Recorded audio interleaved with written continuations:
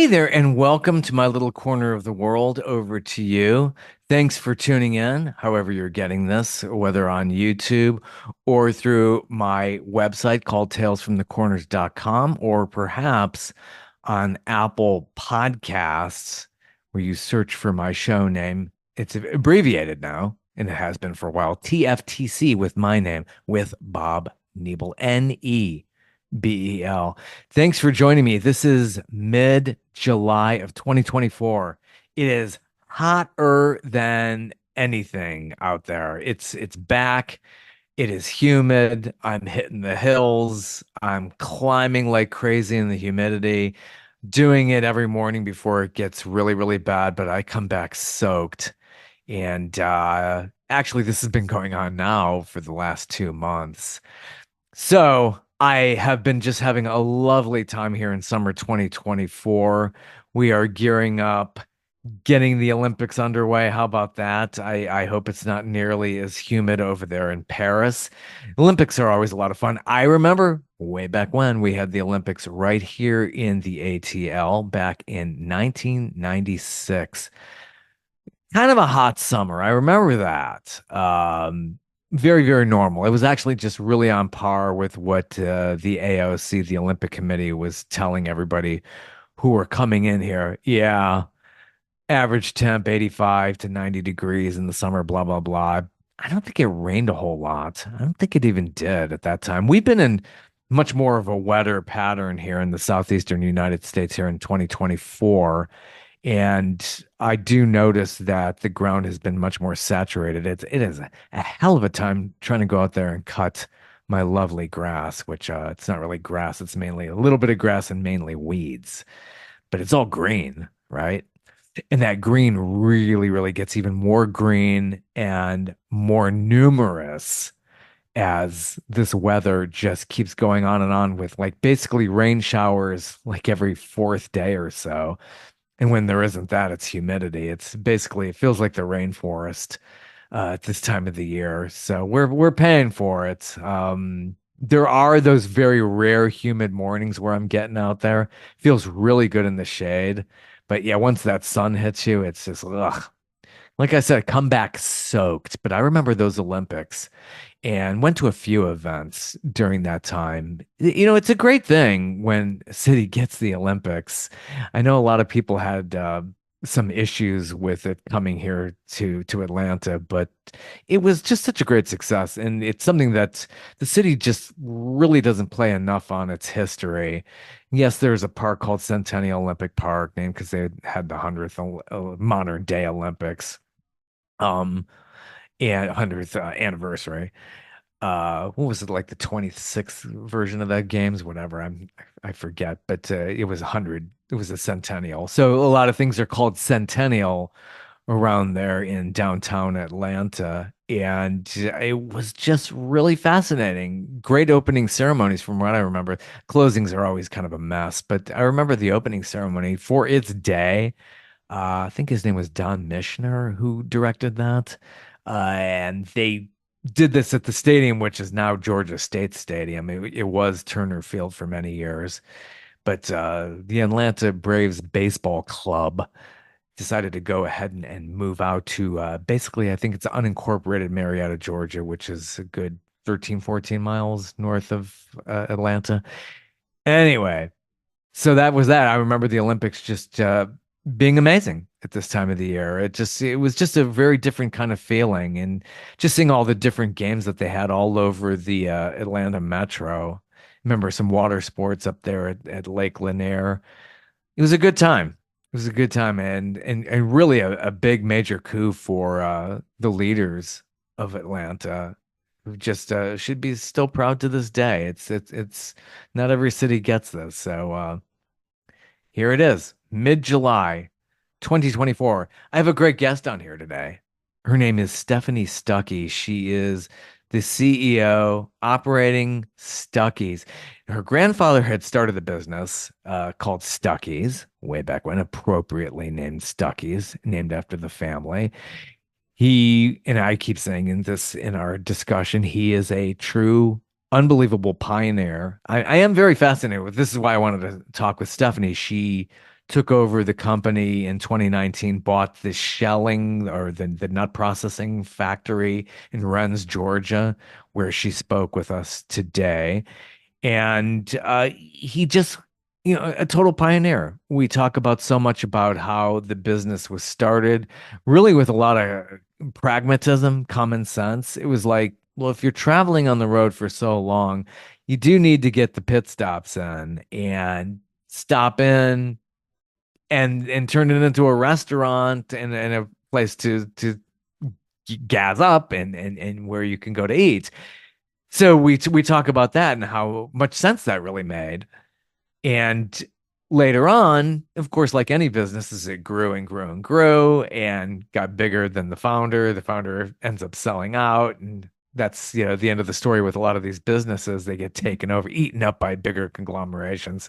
Stuckey's was no different, but she had this opportunity back in 2019 to basically really change her life and took it on. And it's a huge risk. I mean, it's not easy. She might make it look really easy. She's on social media quite a bit, having a lot of fun and always looks great and happy and just very successful, but it's really, really hard work. And she's got plenty of stories about how, challenging it really is, but her heart's in it. And you could just hear that. It's great story of an American entrepreneur who's just really going for the dream and really trying to expand a name. Stuckey's, and she'll explain in this, it's not really run by her. Like the actual names of the stops, that name is licensed to a lot of business owners throughout the country.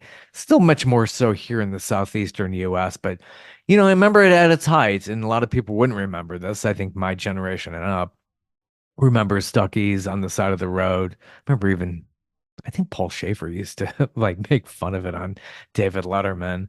Stuckey's on the side of the road. This is going way back, but they were at its height. An American business that was like everywhere. They seemed to be everywhere. It was not just the South. It was all up in all kinds of other territories out in California and where I grew up in Ohio. So here is my talk with the one and only Stephanie Stuckey. So this is a day in the life over there. Now, Day in the life. this is There you how go. did they say it? Rennes, Georgia? I never got a pronunciation. Is that where Wrens, you're at? like the bird. Rans. Wrens. Yeah. Like the Yeah, little like the bird. Wrens. Carolina Wren. Yeah. Yeah. Yeah. Things Just are like kind of pronounced kind of weird, like yeah. you go up to Massachusetts, like everything's just got a very strange pronunciation to it. Yes. Yes. Well, we do say things differently in the South too. Sure. Yeah. Yeah. We got our DeKalb and Ponce de Leon. It's just Yes. I learned that 35 years ago when I moved here. Like, oh my Yeah. gosh, my fourth grade teacher is rolling around in her grave. I'm like, what? Why did they say it like that? And Houston Mill Road.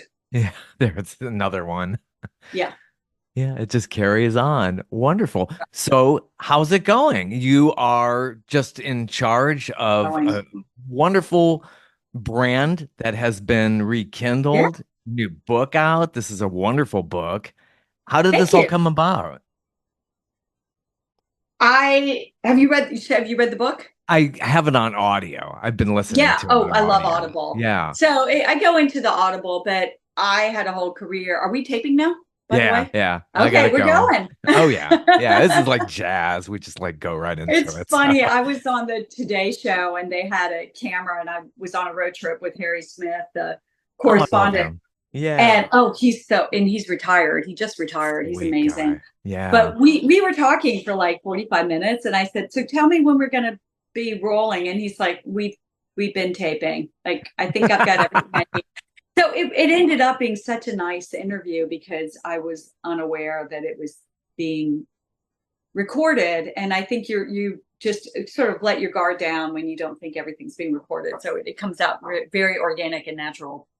But how this all came about was 4.5 years ago. I was leading a very busy life as head of sustainability for City of Atlanta. And I transitioned to a role at a place called South Face Energy Institute and was heading up sustainability services for them and really loved my work. I was very much in the environmental space. And I got a call one day that the company my grandfather had founded, Stuckey's, was for sale. And was I interested in buying it? Yeah. And Who was that running changed it my at that entire time? life. Yeah. And that was like, this was right before the pandemic too. So Right like, before the pandemic. yeah, this is amazing because like, you never saw that coming. And like, oh my gosh. No, who Yeah, was actually running Stuckey's all these years since your grandfather sold it? very complicated. I don't want to Yeah. get bogged down too much in the Yeah. weeds, but he sold it and it was decades of outside ownership, one corporation after another. In the mid 80s, my father got the company back along with several business partners. But he at the time was running his own business, which was incredibly successful. He owned the franchise rights to all the Dairy Queen stores in the US on the interstate highway system. So if you pulled off an exit on the interstate and you saw a Dairy Queen store, my father owned the franchise rights to those stores, which was an incredibly profitable company. So that was his business. He was running that when he got the opportunity to get Stuckey's back into the family. And what he did was and at that point, a lot of the assets were gone. There had been a billboard company, a distribution center, a manufacturing facility. So he didn't buy any of that. He bought the rights to the brand, the trademark, and he sourced the product. He outsourced the pecan log rolls and the candies. And since he already had all these Dairy Queen stores and the rights to franchise more of them, he started pairing Dairy Queen with Stuckey's. He co-branded. And Oh, that's that makes sense. how the company sort of moved forward during that era. And they also did a store within a store concept. So you might go into a Pilot, for example, a chain truck stop, and you would see a Stuckey section within the store. So he did these store within a store concepts. But then he and his business partner sold their Dairy Queen business to Warren Buffett. Mm, Pretty good sale there, yeah, right? You not know it's bad. good business if if Warren Buffett decides that that's a good investment. What do they call him? The Oracle of Omaha. Yeah, he knows how to pick them. He's He knows how definitely to pick great them. to So have. that's just a testament to what a good job my dad and his partners did. And so they sold to him. They sold the Dairy Queen business, but Stuckey's was not part of that purchase. And so there was a decade there where Stuckey's was run by just a handful of individuals, and there really wasn't a lot of structure or support or financing because the Dairy Queen business is what had supported all that. So most of that team went away, including my father and his business partners. They retired. And the company, frankly, without the resources that it needed, started to decline again to the point that it was six figures in the red. And my dad and his partners just decided they wanted to sell. But they Yeah. didn't want to just have it go to someone who wouldn't love it. So they started asking family members. And I was the Yeah. only one who said yes. Oh my God. And you have been quite busy. You're working with Kasim Very, Reed. I mean, yes. sustainability, great Yeah. work to do there. Atlanta needs that so much. And you're just so busy. And you've had so Yeah. many years working in the Georgia house, so much Yeah. experience dealing with Had that. a So, whole very different career. wow, this is completely amazing. And it's great experience. You seem to be a very fast learner. I mean, obviously, you went to school for law, that's your specialty. So, how did Yeah. you, I mean, do you feel that it really prepared you for this kind of scenario? No, not 100% because this is very specialized, but the basic skill sets that you need to run a company are the same basic skill sets that you run a political campaign or you run a nonprofit, which I also did, or run a government agency or department. I ran the Office of Sustainability. So those skill sets, as far as being able to manage, picking a good team, delegating authority, deciding what you do really well and focusing on that and pushing away and eliminating the things that really aren't in your wheelhouse and aren't generating the money. I think what was really different was I had always been largely in the nonprofit space and the governmental space. And so this was obviously a very different revenue model where the work you're doing is generating funding and it's for profit. And I surround myself with really smart people who help fill those gaps. And then I'm constantly learning and teaching myself and reading books and watching webinars and getting mentors and talking to people. I mean, the most rewarding part of this job, being an entrepreneur, being in the business world, is how open other CEOs, and I'm now board chair, but other business people will just give you their time. Yeah. And I'll call them and say, hey, I really admire what you're doing. Will you have coffee with me? Or can we have a 15-minute chat? I've never had anyone say no. Yeah. Now, some of them have Nice. said, not now, I'm super busy, ask me back in 6 months. No one said no. And I've asked some pretty powerful people. Now, they might only give you, like the CEO of Wawa, I got a 15-minute phone call. That was amazing, though. I was very grateful for that. Yeah. I reached out to the CEO of Delta about getting our pecan snacks on in-air flights, and that's a long journey. That takes a while to get the volume and get the price point. So that's something we hope to see happen at some point. But in any event, he responded and connected me with his team. And so, just the fact that Ed Bastian, who is very busy and has a lot going on, took the time to refer me to the correct person and get me the resources and the information that I needed. It's amazing. It's a very supportive community, being in business in Georgia and Atlanta. Oh my gosh, yeah. So this name, this iconic name is still around in some places. If you're on the road, that name Yes. is on some places, but Yes. you're in We have charge of 40 basically that. licensed. Yeah. Yeah, we have licensed locations still around. We own the trademark. They pay us a licensing fee and they buy product from us. And our big game changer was that we invested in buying a manufacturing facility. So if you hear like beep, beep, beep in the background, it's a manufacturing facility and a distribution center outside of Augusta, Georgia. And we started making the pecan snacks and candies, including the world famous pecan log roll. It's one of our little promotional materials. We make those in-house now. And we So, source 100% from local farmers, from Georgia farmers. oh, that's fantastic. Yeah, Yeah. because it could be overseas shipped in. Where would you get them from, like Mexico or somewhere like that? A lot of places do Mexico that. does, yeah, produce a lot of pecans. But fun fact, pecans are the only snack nut native to our country. And Yeah. getting back to my sustainability world, they're one of the more sustainable nuts because they're indigenous to this country. The environment has not been manipulated in any way to create the circumstances where you can grow this product. No, pecans grow wild here. So many people have told me, oh, I have a pecan tree in my backyard, or I grew up with a pecan tree on my family's place in Alabama. Well, of course you did. They're native. Yeah. That's what they do. They grow wild. Yeah. We cultivate them. We have crops, in the state of Georgia. But how blessed are we to be in the number one place in the entire world, the state of Georgia, for growing pecans? And so we take advantage of something that's right in our backyard, literally. Pecan, I mean, right down the road from our candy plant is pecan orchard. It's Yeah. Georgia's it's chock just full really of that it. Yeah. connection, like we source from a sheller, so we don't get them in shell. We source from a sheller, but the sheller's based in Southwest Georgia. All Georgia. That's fantastic. All Georgia, Georgia ground.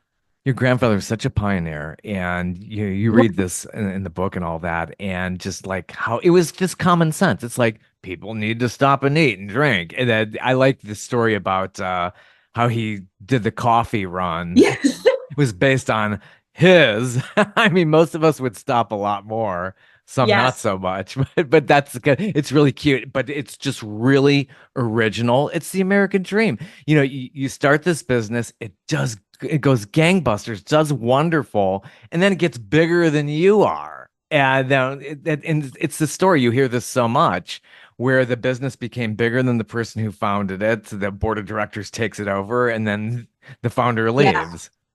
Well, that happened to my grandfather. We have not gotten as big as I want to see us get yet. We are. We are very much in the entrepreneurial stage and the startup. I call ourselves an 87-year-old startup because we are reviving this brand. And so it's a journey. I will say for the benefit of the listeners who have not heard the coffee story, what you were referencing is my grandfather figured out how far apart to space the Stuckey stores when he was building them on the interstate by getting a cup of coffee, getting in his car and starting on a trip. And when he needed to pull over and nature called, that's how far apart he would space the stores. So if you and I had been on those road trips, we probably have double the number of Stuckey stores, and maybe it wouldn't be as tough a journey to revive it today. Yeah, yeah. You just always have to have that shtick. I mean, there's a lot of stuff along the roads now, Darden groups with all your Red Lobsters, which are having issues, and then Oh you have yeah, just crack, read this all week, those. bankrupt. Yeah. I mean, a freeway restaurant as that became a sit-down freeway restaurant. Your Olive Gardens, they're all part of the Darden group. And then you Yeah, also have Cracker Barrel, Bucky's. All these places are along the yeah, road. yep. But it The was really your retail grandfather. landscape, it's Yeah. changed dramatically. But my grandfather was the first roadside retail chain. Yeah. He was before any of those. I mean, we were founded in 1937. Amazing. None of Amazing. them, none of them predate Stuckey's. So it was really revolutionary what he came up with and what he did. And I think a lot of those stores have strong similarities to Stuckey's, which is fine. Oh, and they've also put their own print on it. Cracker Barrel has a very unique experience. Bucky's is Stuckey's on steroids. I mean, they've taken Right. it to a completely different level, and they've got their mascot, and they've got a shtick going that's different from us as well. But I think there's a bit of a honor. There's some honor there in what my grandfather did for sure. There's some, can definitely see what he did in those early days Yeah. made a difference and made an impact on how America takes a road trip.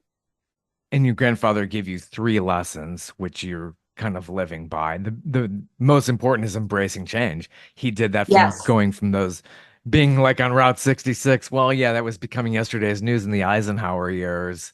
And then Yes. the interstates came in.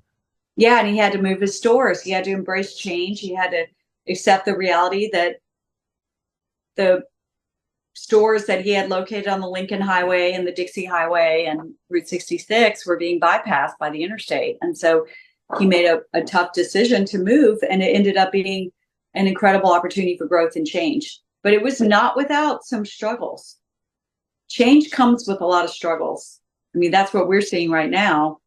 We're now a consumer packaged good, but it's not without its challenges.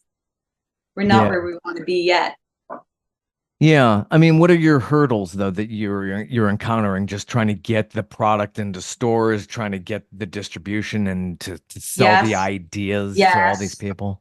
yes, all that. I bet, Scaling yeah. is hard. Getting the capital to grow is hard. Yeah. It's just rough. We had 10 interest rates increases last year, and we have a SBA loan with a variable rate Hmm. on our interest, and that hit our bottom line.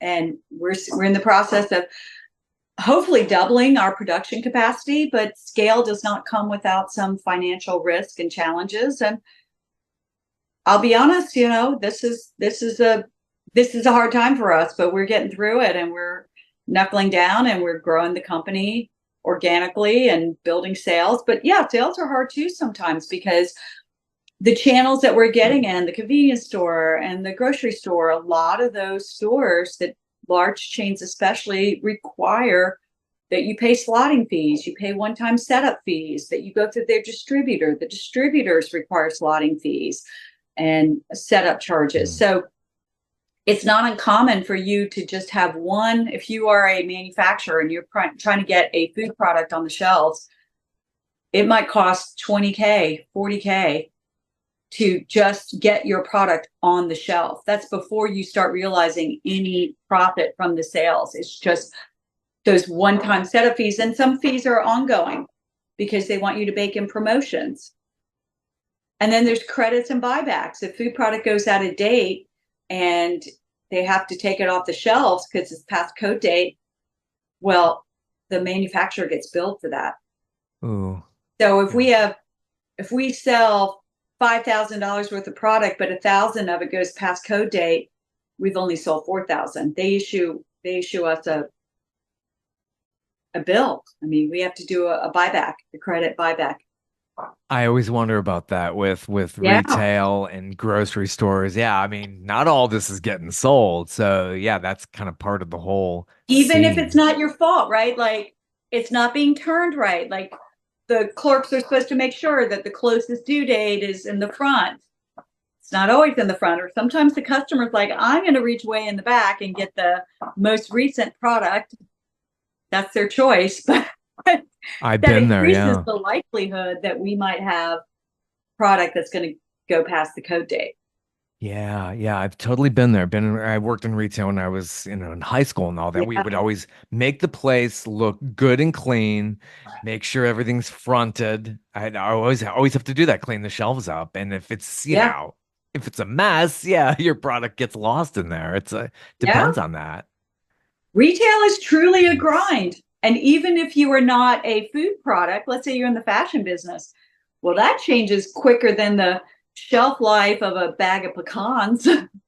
So true. I mean, something can be out of fashion within a month. There are Right. trends and fads, and people don't want it anymore. And then you're stuck. Yeah, yeah, it's so true about that. And well, what business is easy, especially these days and in the economy and all of that and how our Yeah. world is moving. It's Yeah. just never easy. You could be up on top one day and down the next. It's so Yeah. hard. Yeah. It just comes down to like my grandfather learned is you have to embrace change and you have to be resilient. So you referenced he had three. There's three lessons my grandfather taught me, and Right.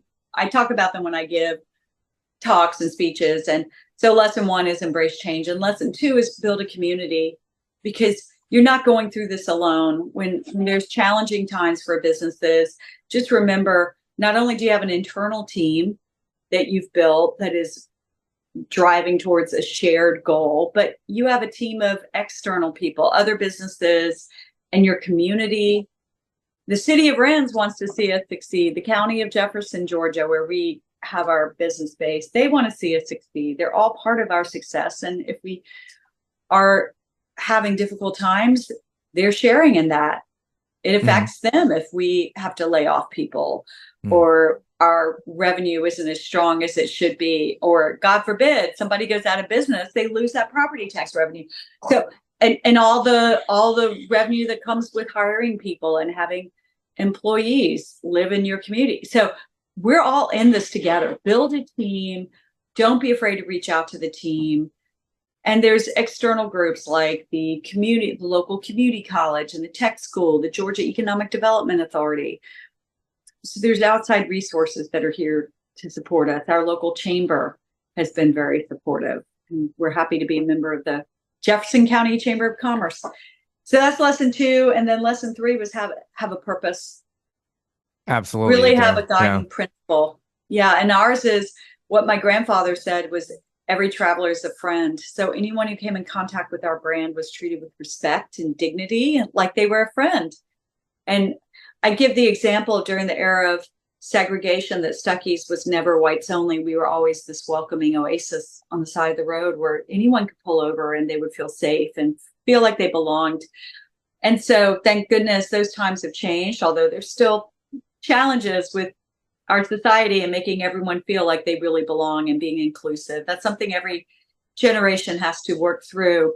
But I want that to continue being our guiding principle, that we treat everyone with respect like they're a friend. And Oh, you that's do so that, true. and your Yeah. brand's going to make it. Yeah, that's so true. I mean, everybody's got buying power. So, yeah, Yeah. I can't even imagine how it was back then to buck the segregation trends in this region. Had to be very gutsy, but you had those pioneers like your grandfather Yeah. or Jimmy Carter and these people who Yeah. just like stood up to that. Yeah. It's just Holiday Inn amazing. was never segregated either. A lot of these weren't showy because, frankly, it would it would deter some customer base and it would cause controversy. And so I think men like Kimmons Wilson and my grandfather, although I haven't had the pleasure of talking to either one of them about this, so this is all just guessing on my part, but I know it was from my talking to my father, it was very much just under the radar. Like you could come here and you could stop here, and you were welcome. You could use the restrooms. You could use. We really didn't have water fountains here, but you could buy food. You could go to our lunch counter and buy food, and we had seating, and you could sit at our little restaurant area, so everyone could come to the stores. They were welcome, and it was just something that my grandfather quietly did, and it didn't attract as much attention because we were on the side of the highway. We weren't in the Right. middle of town. We weren't in large cities where there was a lot of attention paid. We were in Milton, Florida, or Somerton, South Carolina, and you would just pull over and grab a quick snack and use the restroom and fill up with gas and be on your way. So I think it was just something he did, and he did the right thing, and Yeah. he just did it. It's incredible. It really And is. he just did what he was focused on, which was growing his business and treating people with respect. And he was a businessman when it came down to it. And I do recall my dad saying, he was just all about what was good for business. And it was good for business to welcome anyone who wanted to come into his stores and spend money. Like my grandfather just couldn't understand, why on earth would you turn away someone who is a paying customer? It just Yeah. it was that simple to him. He's like, well, African Americans have money. Why wouldn't I let them in my stores? Their Yeah. money's just as good as anyone else's. Come Yeah. on in. You Buy a know you're log doing the roll. right thing. Yeah. Buy a Yeah. coat. Absolutely. Fill up with gas, please. Go past all those other stores. Come see us. We'll let you in. It was very pragmatic. Yeah. Yeah. I mean, And I'd love to say there was some higher value there, and I think there truly was, because I knew my grandfather. I was 12 when he died. He was a warm, caring person, but I think there was also this very pragmatic side of, if people have money, come on in my stores. Doors open. You're welcome. yeah. Yeah, It so showed, and it was beyond the southern region though. Stuckey's at its point. What was it we at were its all over highest point? Yeah, you were ever. I remember I grew up in 40 Ohio. states. Yeah, Yeah, we were in Ohio, Michigan, Pennsylvania, Washington State, Oregon, California, Southern California mostly, like Route 66 area. Barstow. We had a store in Barstow. gosh, so many memories. And then there's Yeah. some of these abandoned, dilapidated Oh, there's a places that lot are of still them. there. Yeah, in which you have visited. You're very active on social media, and you Yes. have pictures of All showing that. over. Yeah, I sure will. Yeah, it's just it is. It's Americana. It's people have just Yeah. memories of that from our ages and up. It's just Yeah. yeah, It's a a piece wonderful of that time. legacy. And, I said earlier how generous people have been with their time. And I'm not ignorant to the fact that I have an amazing calling card with the Stuckey's brand, because a lot of these people who say, yes, I'll have coffee with you, or yes, I'll give you 15 minutes of my time, they know the brand. They grew up road tripping. So what a blessing it is to I feel like I'm starting on third base. You know, it's not like I hit a third on my own or hit a triple on my own. I got there with a lot of help. Oh yeah, yeah. It takes a team. Just like you were in politics, you had people go canvassing for you. Oh, You can't do yeah. it on your own. Yeah. And there were 7,000 voters who elected me. Thank you very much. I could never have done Yeah. that without them. Yeah, there's something, yeah, very, very selfless about serving the constituents, looking out for their best interests, and a lot of great lessons in that, which, you'll always Yeah. carry forward. Yeah. Sure. It's, Absolutely. yeah. Do you remember just what was your earliest memory of the stores growing up? You're from Eastman, Georgia. Yeah, I remember going to that store number one, which is still standing and unfortunately is now like a flea market. It's kind of sad. So I have this vision of someday being profitable enough where I could just buy that store and renovate it and have it be a little homage to my grandfather. I know he would want that. But that original store, my aunt Ruth worked there, and I remember going to that store and shopping as a kid. And there was a talking mynah bird named Corky, and I would walk in, and Corky would say, "My name is Corky, and I'm not for sale." And went, you know, and Corky wants a log roll. It was, The log yeah, rolls, yes. yeah. So a lot of the stores had talking mynah birds and made their own honey beehives. I mean, it was really eclectic and fun back then. The stores had personality to them. So I totally remember that. I remember begging my parents to buy me a Duncan bird, the little thing and the Yeah. Mexican jumping beans Mm. and the the Willie um, drawing sets where it was a bald guy and you would put hair on him Oh, that's cute. with a little drawing set. So I remember that. And I was like everyone else. I had to beg my parents to buy me stuff. I didn't get free stuff at Stuckey's. I didn't get to pull stuff off the shelves. It was a mommy, please, mommy, please. Yeah, yeah. My dad would almost always say no. So I need to go to my mom. Yeah, work on one or the other. That's Yeah. so, oh my gosh. Yeah, but you took this hole over when you were in your early 50s, then the Yeah. pandemic. How did you operate through the pandemic and get all this going? Well, I quickly built a team, which you have to do. So I had other people helping me, but we focused on areas where we knew we could sell product and stores that were operational. So fortunately, roadside retail continued to be open for business during the pandemic. It's not like a lot of restaurants that were really hard hit and had to shutter their doors, or museums, or, so many. I consider us in the hospitality industry. So many in the hospitality industry, hotels and museums and attractions, like they were devastated, like completely shut down, or, occupancy to 10% or less.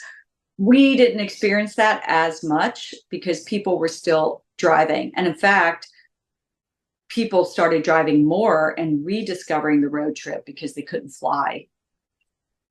So True, we true. continued to sell to those channels. And then we started getting into grocery channels more. We were only in a handful of groceries. So we started getting into grocery chains at that time.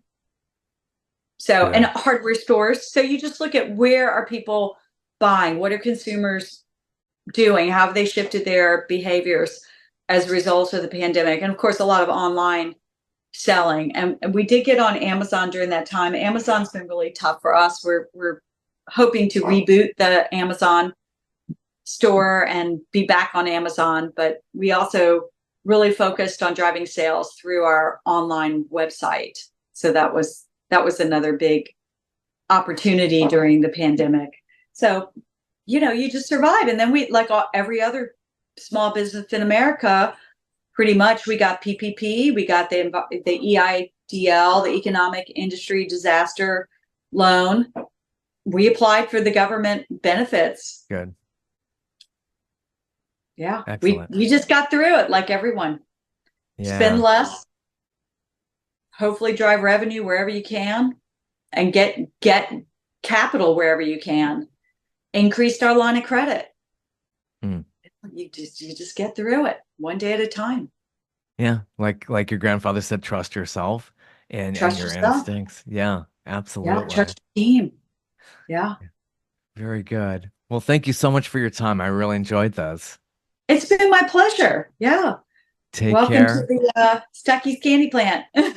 Yeah, yeah, absolutely. Everybody go out there, get it. And the new book. This is Yes, fantastic it's too. called Is you Unstuck. It's Yeah. on Amazon. You can also get it at Stuckeys.com, and Books a Million sells it.